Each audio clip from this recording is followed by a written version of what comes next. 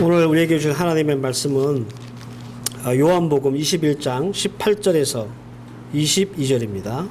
다 함께 봉독합니다. 내가 진실로 진실로 내게 이르노니 내가 젊어서는 스스로 띠띠고 원하는 곳으로 다녔거니와 늙어서는 내 팔을 벌리리니 남이 내게 띠띠우고 원하지 아니하는 곳으로 데려가리라. 이 말씀을 하심은 베드로가 어떠한 죽음으로 하나님께 영광을 돌릴 것을 가리키심이로라.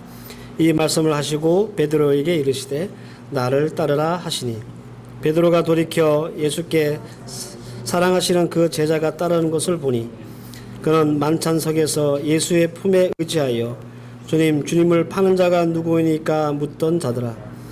이에 베드로가 그를 보고 예수께 여짜오되 주님, 이 사람은 어떻게 되겠사옵나이까? 예수께서 이르시되 내가 올 때까지 그를 머물게 하고자 할지라도 내게 무슨 상관이냐? 너는 나를 따르라 하시더라. 아멘. 2024년 부활주일입니다. 그 세계 어느 종교도 없는 부활의 신앙, 이것은 우리 기독교 신앙의 정수이고 핵심이고 그리고 근본입니다. 사도 바울이 고린도전서 15장 이하의 말씀을 통해서 이런 말씀을 한 적이 있습니다. 만약에 우리에게 부활이 없다면 우리가 예수를 전하는 것도 헛것이고 우리가 믿는다고 하는 그 믿음도 헛것이며 우리는 세상에서 제일 불쌍한 사람이다 라고 얘기했습니다. 이 말은 부활의 신앙이 그렇게 우리에게 중요하다 그런 뜻입니다. 우리는 연례 행사처럼 매년 이 부활주의를 맞이하죠. 그런데 우리 기독교의 정수라고 하는 이 부활에 대해서 우리는 얼마나 이해하고 신앙으로 붙들고 있는지 이건 조금 별개의 문제인 것 같습니다. 어떤 분들은요, 야, 우리 기독교에서 얘기하는 이 부활이나 이 불교에서 얘기하는 윤회나 뭐가 달라 이렇게 얘기하시는 분이 계시더라고요. 이게 다릅니다, 여러분들. 부활은 죽었다가 살아나는데 원래 자기의 모습으로 살아나는 거예요. 여러분들이 부활을 믿는다는 말은 내가 지금 이렇게 죽잖아요. 그럼 내가 부활할 때 내가 가지고 있는 이 모습 그대로 하나님 앞에 다시 살아나는 것을 말하는 거예요. 근데 윤회는 죽잖아요. 그러면 내가 이 땅에서 했던 업보에 따라서 소나 혹은 개나 돼지나 뭐 이렇게 환생하는 것을 말하는 거예요. 그래서 분명히 부활과 윤회는 다르다라는 것이고, 이 부활이라고 하는 기본적인 개념을 여러분들이 다시 한번 잘 정리하시기를 바랍니다. 그리고 이 부활절만 되면 우리가 흔히 쓰는 그런 말 중에 부활신앙 이런 얘기를 많이 합니다. 이것도 여러분들 좀 개념이 좀 필요하고, 오늘 이 부활신앙에 대한 말씀을 좀 집중적으로 좀 드릴 텐데, 어떤 분들은 간단하게 부활신앙이라는 게 그냥 부활을 믿는 것 아닌가 이렇게 말씀하시는 분도 계세요. 틀린 건 아니지만 충분하지도 않습니다. 부활신앙이라고 하는 것을요, 조금 이렇게 정리를 해드리면 부활을 현재에 두는 것을 부활신앙이라고 그래요. 조금 어렵습니까? 좀 쉽게 말씀을 드리면 부활을 미래형으로 둔다는 말이 무슨 말이냐면 언젠지 모르지만 우리가 죽을 거 아니에요. 그죠? 그러니까 죽으면 그때 우리는 부활할 거야 라고 생각하면서 오늘을 사는 사람들을 말하는 거예요. 이걸 부활을 이렇게 미래에 두는 사람. 하지만 부활신앙이라고 했을 때 그 부활을 미래에 두지 않고 현재에 둔다는 말은 내가 지금 살고 있는 이 시간, 이 현재에 마치 부활했던 것처럼 죽었던 것들이 살아나는 것처럼 그런 부활의 은혜와 능력을 소망하고 체험하는 것을 부활신앙이라고 한다라는 겁니다. 보통 우리 예수 믿는 사람들은 말씀드린 그 전자에 가깝습니다. 그래서 그걸 가지고 우리는 부활신앙이다 혹은 내가 부활신앙이 있다 이렇게 얘기를 해요. 내가 장차 죽으면 그때 난 부활할 거야. 그래서 그 부활을 저 먼 미래에 두고 그렇게 나는 부활신앙이 있다고 믿는 것, 이런 착각을 우리 성도들이 하고 있다라는 겁니다. 부활신앙은요, 죽을 때만 필요한 게 아니에요. 우리 일상을 살고 있는 지금도 다시 살아남을 소망하고 그것을 내 삶의 모든 영역에 그 부활의 기쁨과 능력을 체험하는 것이 부활의 신앙입니다. 그래서 부활을 믿는 것과 혹은 부활 신앙으로 사는 것은 엄연하게 별개의 것이다 라고 제가 말씀을 드리는 거예요. 제가 왜 이 말씀을 드리냐면 여러분들 부활절이라고 하는 것은 부활을 믿는 절기가 아니에요. 오늘 우리가 왜 부활절 예배를 드리냐, 내가 부활을 믿기 때문에 이 절기를 드리는 게 아니에요. 부활의 신앙을 고취시키기 위해서 부활절 절기가 생긴 거예요. 그래서 오늘 본문은 우리의 부활을 믿는 것과 또 부활의 신앙으로 사는 것이 얼마나 다른지를 보여주는 대표적인 말씀이다, 이렇게 여겨집니다. 요한복음 21장 이렇게 시작합니다. 1절에 보면 그 후에 예수께서 디베냐 바다에서 또 제자들에게 자기를 나타내신 일이 이러하니라. 이렇게 오늘 우리가 읽었던 요한복음 21장이 시작돼요. 그 후에라고 하는 말은 예수가 십자가에 달리셔서 죽으셨다가 부활하신 후에 3번 사람들 앞에 나타나요. 적어도 요한복음에 의하면 예수는 막달라 마리아에게 최초로 그 부활하신 몸을 보이셨습니다. 요한복음 20장 16절에 나오는데 예수께서 마리아야 하시거늘 마리아가 돌이켜 히브리 말로 라비오 이렇게 얘기합니다. 그리고 두 번째 나타나셨는데 제자들 앞에 나타나셨죠. 이때 도마가 없었어요. 요한복음 20장 24절 12제자 중에 하나인 디두모라 하는 도마는 예수가 오셨을 때에 함께 있지 아니한지라. 예수님이 제자들에게 나타나셨습니다. 이게 두 번째. 예수께서 3번째 나타나셨을 땐 도마가 있었죠. 요한복음 20장 26절 여드레를 지나서 제자들이 다시 집안에 있을 때에 도마도 함께 있고 문들이 닫혔는데 예수께서 오사 가운데 서서 가라사대 너희에게 평강이 있을지어다. 3번 나타나셨습니다. 이 3번 예수님이 나타나시고 난 그 후에 라는 뜻이에요. 4번째 나타나신 거죠. 그때 자리에 있었던 사람이 누구냐? 예수님의 제자들입니다. 오늘 본문 21장 2절을 보면 시몬 베드로와 디두모라 하는 도마와 갈릴리 가나 사람 나다나엘과 세베대의 아들들과 다른 제자 둘이 함께 있더니 예수님이 나타나셨을 때 4번째 나타나셨을 때 이런 제자들이 있었다라는 거예요. 근데 여러분들 예수님이 자신의 부활을 4번이나 보죠. 그런데 제자들의 모습을 보면 그렇게 예수님의 부활을 봤다고 해서 뭐 기뻐한다든지 즐거워한다든지 뭐 막 활기가 넘친다든지 그들의 신앙이 투철해진다든지 혹은 뭔가 기대와 소망을 갖는다든지 그런 모습이 전혀 보이지 않습니다. 오히려 맹숭맹숭해요. 이 요한복음 21장에서 예수님이 4번째 나타나셨을 때가 언제냐면 제자들이요 이제 제자 그만두고 다시 옛날 어부의 생활로 돌아갔을 때 그때였거든요. 그러니까 분위기도 안 좋아. 뭔가 우리 생각에는 예수님이 부활하셨다. 그리고 그 부활하신 모습을 이렇게 4번씩이나 보이셨다면 뭔가 으쌰으쌰하는 그런 분위기가 만들어져야 이게 정상 같은데 오히려 맥이 팍 풀리고 아무런 어떤 그런 변화가 일어나지 않는다는 거예요. 저는 이게 참 미스터리라고 생각하거든요. 저나 여러분들이나 예수님 얼굴도 못 봤고 예수님 부활도 못 봤잖아요. 그죠? 그래서 우리는 예수님 얼굴도 못 보고 예수님 부활도 못 봤기 때문에 이 부활절날 마음이 뭐 그냥 맹숭맹숭한 거 이해할 수 있어요. 그런데 이 제자들은 예수님을 몇 번이나 봤잖아요. 그런데 이 반응이 시원치 않아요. 이게 저는 아주 미스터리라 이렇게 생각하고 이런 반응이 우리가 함께 나눌 말씀의 포인트이기도 합니다. 부활을 믿는 것과 부활의 신앙으로 사는 것의 차이, 그 간극을 이 제자들의 모습을 통해서 우리는 볼 수 있다. 그런 말이에요.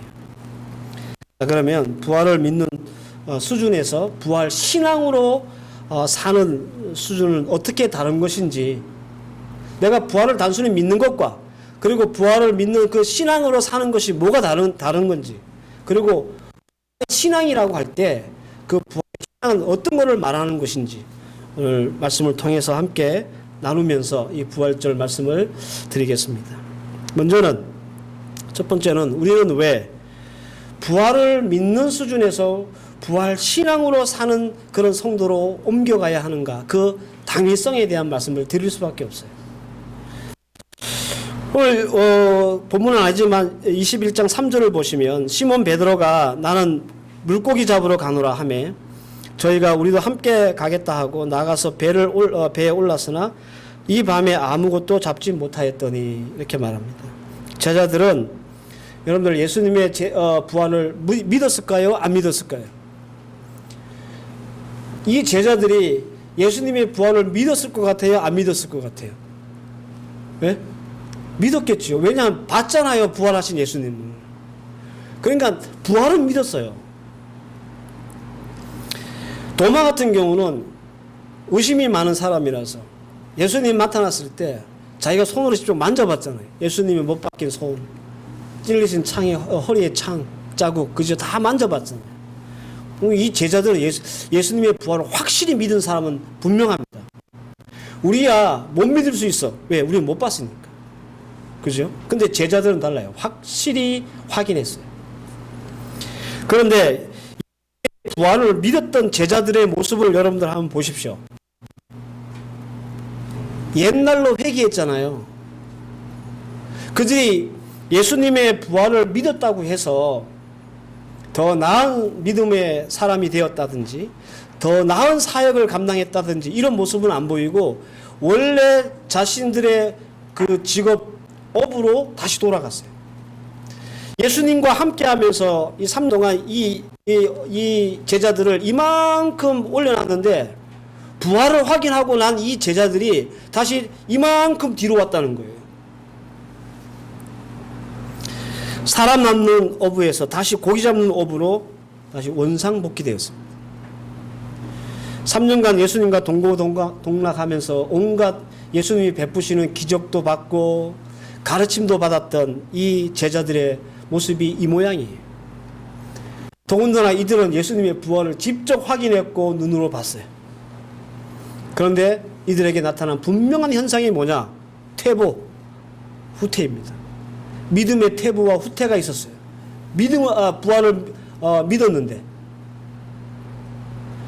여러분들, 저와 여러분들도 우리 예수님을 얼굴도 보지 못하고 부활하실 때 진짜 보지를 못했지만 우리는 예수 그리스도를 믿잖아요. 부활을 믿잖아요. 맞습니까? 그죠?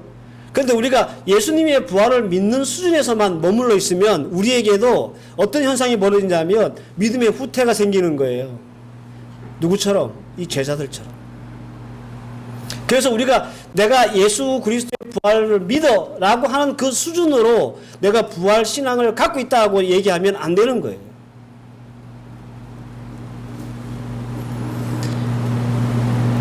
말장난처럼 들리겠지만 여러분들 부활을 믿는 것과 부활의 신앙으로 사는 것은 다릅니다. 하나님을 믿는 것과 하나님을 믿는 사람답게 사는 게 같습니까? 내가 어떤 수학 공식을 아는 것과 그 공식을 이용해서 응용해서 문제를 푸는 것과 푸는 것이 같습니까? 달라요. 부활만 믿는 것은 부활을 먼 미래에 두는 사람이에요. 하지만 부활 신앙을 갖는 사람들은 부활을 내 현재에 두고 오늘에 두고 사는 사람을 말하는 거예요. 그래서 여러분들 나는 부활을 믿으니까 나는 부활 신앙이 있는 사람이야 라고 생각하신다면 아, 내가 큰 착각을 하고 있었구나 이렇게 여러분들 생각하시면 틀림없어요. 제자들을 보세요. 제자들은 예수님의 부활을 4번씩이나 목격하고 손 넣어서 확인까지 했는데 그들은 다시 고기 잡는 업으로 옛날 그 모습으로 돌아갔어요. 이게 여러분들 우리가 부활 신앙을 꼭 붙잡아야 되는 당연한 이유입니다. 자, 그렇다면 두 번째로 그럼 우리는 어떻게 부활 신앙을 가지고 살 수 있을까? 이게 이제 문제잖아요. 이제 부활을 믿는 것과 부활의 신앙이 뭔지 이렇게 어떤 차이를 우리가 알았다면 그러면 부활의 신앙으로 산다는 게 뭘까? 그러니까 이걸 또 우리가 이 말씀을 통해서 봐야 합니다. 먼저 우리가 주목해야 될 부분이 뭐냐면 예수님은 왜 갈릴리 호수를 찾아갔을까? 제자들을 만나신 이유가 뭘까? 우리는 여기에 먼저 좀 집중할 필요가 있습니다. 여러분, 왜 예수님이 다시 갈릴리 호숫가로 찾아가서 제자들을 다시 만났을까요? 여기에 대한 말씀은 요한복음 21장 15절에서 17절 말씀에 있습니다. 이 말씀 굉장히 중요한 말씀이고 또 우리가 이미 잘 알고 있는 말씀이기도 해요. 제자들을 다시 찾아간 예수님이 베드로에게 뭐라고 말씀하시냐면 이렇게 얘기하시잖아요. 요한의 아들 시몬아, 내가 이 사람들보다 나를 더 사랑하느냐. 이거 아주 유명한 말씀이죠. 이걸 3번씩 연속적으로 물으세요. 여러분, 이 질문을 예수님께서 왜 하셨을까 여러분 생각하셔야 합니다. 이 질문을 통해서 베드로를 무안주기 위해서 혹은 베드로로 하여금 부끄럽게 만들기 위해서 이 질문을 하신 게 아닙니다. 이 질문의 요지가 뭐냐? 요한의 아들 시몬아, 네가 이 사람들보다 나를 더 사랑하느냐라고 하는 질문의 요지는 뭐냐 하면 베드로 자신으로 하여금 자신에게 주신 정체성을 일깨워 주는 말씀이에요. 좀 쉽게 표현을 하면 이런 말씀이에요. 너 이렇게 살아서는 안 될 사람이잖아. 이렇게 묻는 거예요. 너 여기 와서 다시 고기 잡을 사람 아니잖아. 예수님은 베드로의 정체성을 다시 이렇게 활성화시켜 주시는 거예요. 이 질문으로.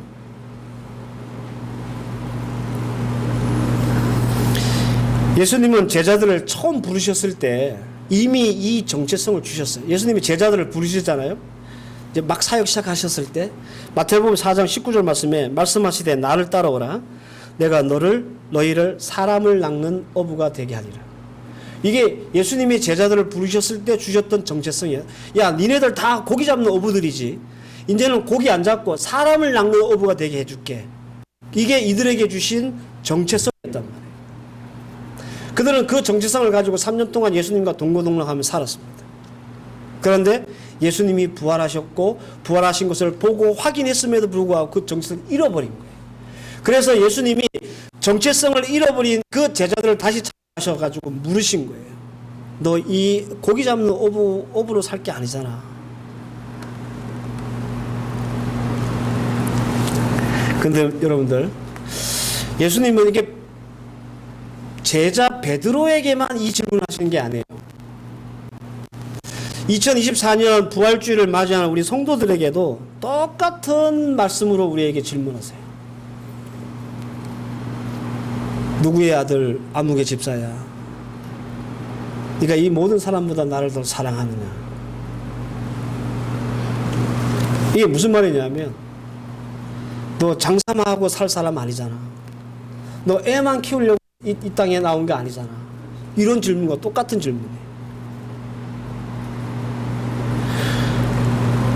이 정체성이 우리가 딱 각성이 돼야, 예? 우리는 내가 이 땅에 왜 있지? 내가 뭘 해야 되지? 라고 하는 어떤 삶의 어떤 방향이 다시 설정이 되는 거예요. 우리는 먹고 살기 바빠서 애들 키우기에 바빠가지고 하나님이 나를 왜 부르셨지? 라고 하는 그 정체성을 각성 못한 채 살아가고 있어요. 그래서 장사만 하고 애들만 키우고 막 분주하고 바쁘게 우리의 인생을 살아가요. 그때 우리 주님께서 말씀하시는 거예요. 사랑하는 아무개야, 내가 이 모든 사람보다 나를 더 사랑하는. 제자 베드로에게 했던 똑같은 질문을 2024년 이 부활절에 우리에게 하고 계십니다. 그리고 바로 여기에서부터 부활의 신앙은 시작되는 겁니다. 내가 정체성을 확인하고 각성하는 것에서부터 우리 부활의 신앙은 시작되는 거예요.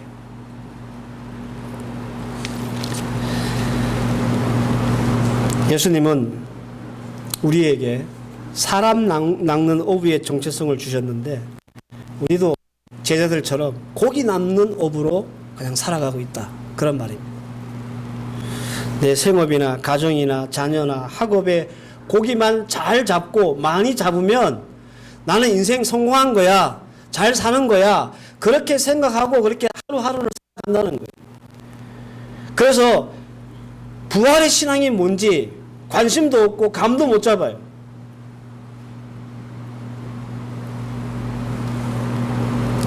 예수님은요, 베드로에게 이 얘기를 하시면서 정체성을 딱 일깨워 주셨어요. 그러니까 이 모든 사람보다 나를 사랑하느냐?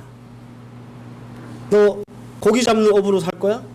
내가 너한테 사람 낚는 업으로 정체성을 줬는데, 이 말씀을 듣고 각성했던 이 베드로에게 예수님은 말씀해요. 너 나를 따라. 예수님은 제자들을 살아남는 업으로 부르셨을 때, 이 말은 예수님이 우리를 구원받은 백성으로 부르셨을 때 나를 따라오라 이렇게 말씀하셨어요. 그리고 부활하신 후에 제자들을 다시 만나셨을 때도 똑같은 말씀하시는 거예요. 나를 따르라.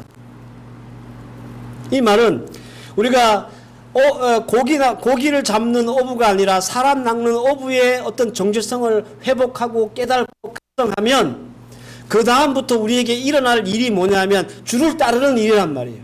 그러면 이 주를 따르는 일을 통해서 우리가 뭘 알게 되냐면 부활의 신앙이 뭔지를 알게 되는 거예요.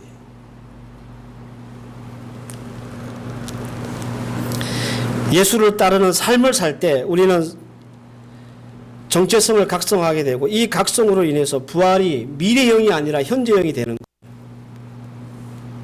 지금도 부활이 일어나게 되는 거죠. 먼 미래에 내가 죽으면 일어나는 부활이 아니라 내가 살고 있는 지금 이 순간 내가 발벗고 있는 모든 영역에서 하나님의 부활, 예수님의 부활의 그 능력이 일어난다는 거예요. 어떻게 하는 사람이요? 정체성을 회복하고 주를 따르는 자들. 자기를 부인하고 자기 십자가를 지고 주를 따라봐야 그제서야 부활의 능력이 뭔지, 은혜가 뭔지, 그 부활의 신비가 뭔지를 여러분들 체험할 수 있습니다. 솔직히 여러분들 부활의 신비, 능력, 은혜 이런 말씀을 들으면 뭔가 이렇게 좀 두루뭉실하죠. 이게 뭔가? 제가 지난번에 우리 운남교회 우리 올롱가포교회 헌당식 할 때 한국에서 손님들 오셨잖아요. 그때 오신 손님들 중에 형제 둘이 있다고 말씀드렸죠. 그때 같이 헌당식 했던 분들은 기억하실 거예요. 엄덕영 집사 형제예요. 이 두 분이 원래 태국에 교회가 있어요. 그 교회를 아버님이 돌아가셨어요. 돌아가시고 나서 이렇게 그 부의금 들어오잖아요. 그것하고 형제들이 더 십시일반 모아가지고 태국에 교회를 세웁니다.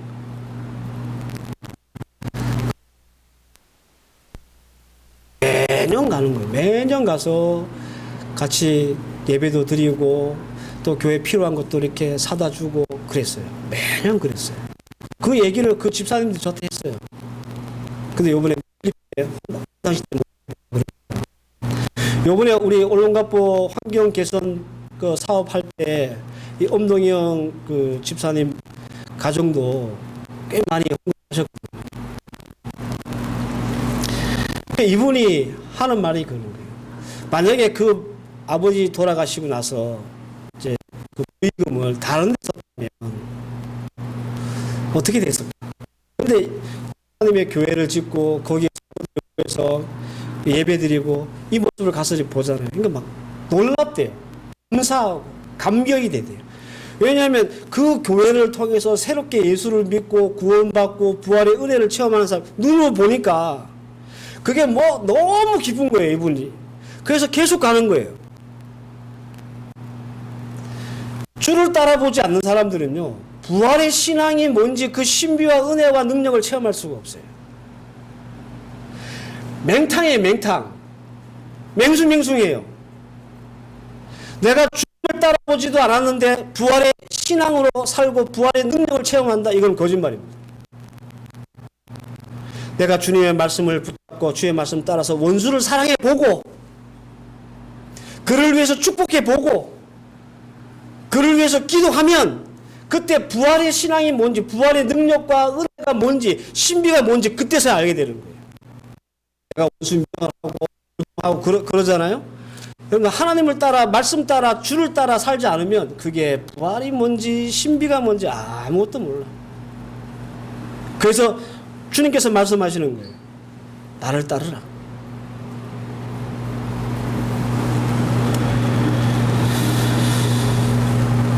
2024년 이 부활절을 맞이하면서 여러분들 우리도 그래서 깨어납시다. 고기 잡는 어부가 아니라 나는 사람 낚는 어부로 주님께서 나를 부르셨다. 성도로 부르셨다. 나에게 구원의 은혜를 주셨다. 여러분 이 정체성을 회복하셔야 돼요. 그냥 애들 키우고 먹고 살기 바쁘고 장사하기 바빠서 여러분들이 주신 이 시간과 인생을 허비하지 마시고 여러분들도 이 예수님이 오늘 우리에게 말씀하시는 이 모든 사람들보다 나를 사랑하느냐라고 하는 이 질문 앞에서 나는 고기 잡는 어부가 아니라 사람 낚는 어부지라고 하는 정체성을 회복하세요. 정신이 들으셔야 됩니다. 그리고 여러분 우리가 주를 따르잖아요. 그러면 주님이 우리에게 말씀하셨던 부활의 능력과 은혜와 신비를 그때서야 우리가 체험하게 되는 거예요. 놀랍게 되는 거죠. 왜 그런 말씀 있잖아요. 말씀이 송이꿀보다 달다. 이건 여러분들 체험 안 해본 사람들은 몰라요. 송이꿀보다 단 사람이 있고요. 수면제보다 독한 사람이 있어요. 잠 안 온다. 이거 한 줄만 읽으면 바로 자는 사람이 있단 말이에요. 무슨 차이입니까 그게? 하나님의 말씀을 따라본 사람과 따르지 않는 사람의 차이인 거예요. 따라본 사람들은 하나님의 말씀을 지키려고 애써본 사람들은 이 말씀이 꿀송이보다 더 달다는 걸 알아요. 그걸 체험해요. 이게 바로 부활의 신앙이라는 거예요. 부활의 은혜라는 거고 비밀이라는 거예요. 근데 이 비밀은 주를 따르지 않으면 절대로 맛볼 수 없는, 체험할 수 없는 신비한 비밀이에요.